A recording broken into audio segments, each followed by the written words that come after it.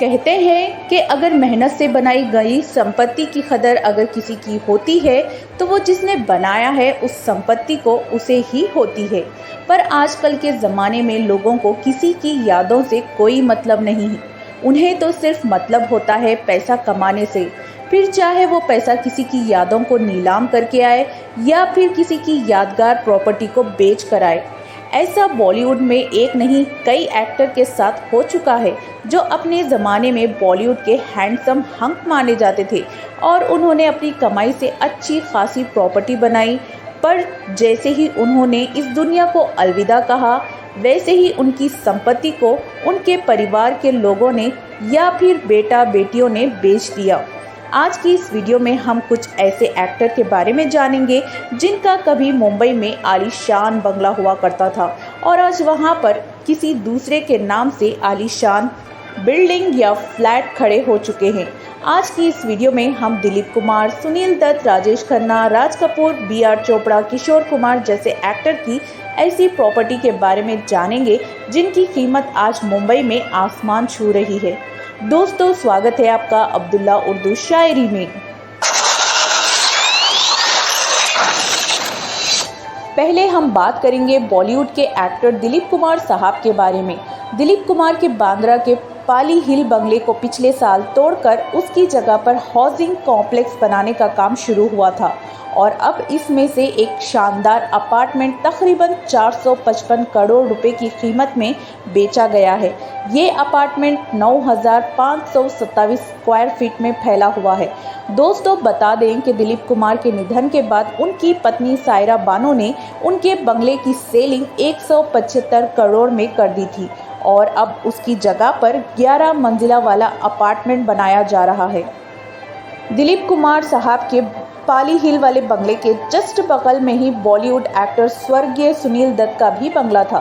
सायरा बानो से शादी के बाद दिलीप कुमार अपने पाली हिल वाले बंगले पर शिफ्ट हो गए और उनके बंगले पर भी विवाद भी खड़ा हुआ था और ये विवाद मालिकाना हक को लेकर था और आखिरकार फैसला दिलीप कुमार के पक्ष में आया। आपको बता दें कि दिलीप कुमार का जो बंगला था उसके ऊपर रेसिडेंशियल एरिया बनाया जा रहा है और उसी बंगले में एक फ्लोर जो है उस फ्लोर में दिलीप कुमार जी के नाम पर एक म्यूजियम स्थापित किया जाएगा। मुंबई में पाली हिल एक फेमस इलाका है और यहाँ मुंबई के बॉस एरिया में आता है, जब यहाँ पर सुनील दत्त भी अपने बंगले में रहा करते थे और उनके जीते जी उनके ही बंगले को तोड़ दिया गया। सुनील दत्त के पाली हिल वाले बंगले का नाम अजंता था। उन्होंने एक बिल्डर से कांटेक्ट दिया। बिल्डर ने उनके बंगले को तोड़कर 11 मंजिला की बिल्डिंग बनाई जिसे इंपीरियल हाइट कहा जाता है, जहां अभी सुनील दत्त के बेटे संजय दत्त रहते हैं और इस बिल्डिंग में संजय दत्त की फैमिली के 4 फ्लैट हैं। उनमें से 2 फ्लैट संजय दत्त के हैं और उनकी बहन नम्रता और उनकी और एक बहन प्रिया का फ्लैट मौजूद है। इसी तरह जब राजेश खन्ना ने इस दुनिया को अलविदा कहा तो इनके बंगले को भी तोड़ दिया गया था। राजेश खन्ना के निधन 18 जुलाई 2012 में हुआ था। राजेश खन्ना की उनकी जो प्रॉपर्टी थी इसे अपनी दोनों बेटियों के नाम कर दिया। राजेश खन्ना की मौत के बाद दोनों बेटियों ने आपस में सलाह करके उनके बंगले को साल 2014 में लॉजिस्टिक कंपनी के हाथों 90 करोड़ में सेल कर दिया गया। इसके बाद कंपनी ने इस बंगले को तोड़कर वहां पर एक ऊंची इमारत बनाई। बॉलीवुड के ही एक और एक्टर राज कपूर का बंगला भी पिछले साल बिका। ये बंगला चैमपुरी इलाके में राज आशियाना के नाम से स्थापित था। राज कपूर की मौत के बाद उनके दोनों बेटियां और उनकी पत्नी यहां पर रहा करते थे, पर राज कपूर के बाद उनकी पत्नी की भी मौत हो गई। इसके बाद रणधीर कपूर बांद्रा में रहने चले गए और फिर कपूर फैमिली ने चैम्बूर वाले इस बंगले को 1 अरब रुपए यानी कि 100 करोड़ में सेल कर दिया। बंगले को खरीदा गोदरेज ग्रुप ने, जहां पर एक महंगा रेसिडेंशियल कॉम्प्लेक्स बनाया गया। बॉलीवुड के बहुत ही मशहूर फिल्म मेकर रहे बी.आर. चोपड़ा। बी.आर. चोपड़ा ने मुंबई के एक पॉश इलाके में अपना बंगला बनाया था। साल 2008 में उनका निधन हुआ और 2022 में उनका बंगला बेच दिया गया। इस बंगले को एक रियल एस्टेट डीलर ने 183 करोड़ में खरीदा था। इसके अलावा बॉलीवुड के famous playback singer Kishore Kumar का पुश्तैनी घर भी खांडवा में था और सालों पहले उनकी फैमिली ने खांडवा को छोड़ दिया था, लेकिन उनका जो घर था उसको यादगार के तौर पर रखा गया था। पर धीरे धीरे जब वो जर्जर होने लगा तो ऐसे में किशोर कुमार के परिवार वालों ने उनके बंगले को बेच दिया।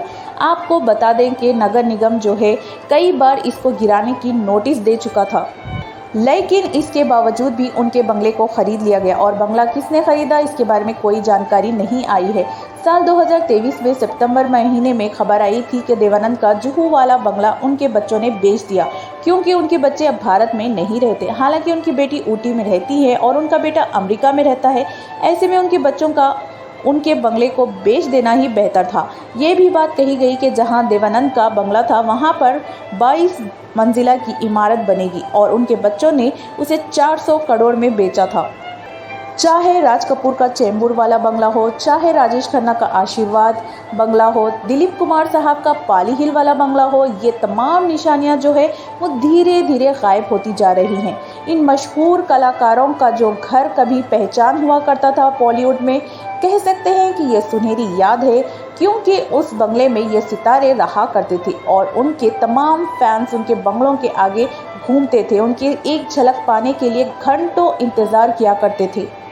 और अब जब ये सितारे बूढ़े हो गए या फिर उनका निधन हो गया तो उनके बंगलों को धीरे धीरे बेचा जा रहा है। अब मुंबई में ज़मीनों के दाम तो आसमान छू रहे हैं। अब जितने एरिया में उनका बंगला होता है उस बंगले को तोड़कर अब वहां पर ऊंची इमारतें बन रही हैं ताकि महंगे फ्लैट्स बुक हो सके। पर इन सभी एक्टर के चाहने वाले आज भी ये सोचते हैं कि कम से कम अगर उनके पसंदीदा एक्टर का बंगला होता तो वो उस बंगले में जाकर देख सकते थे और कम से कम लोग बंगले के बहाने उन्हें याद तो करते।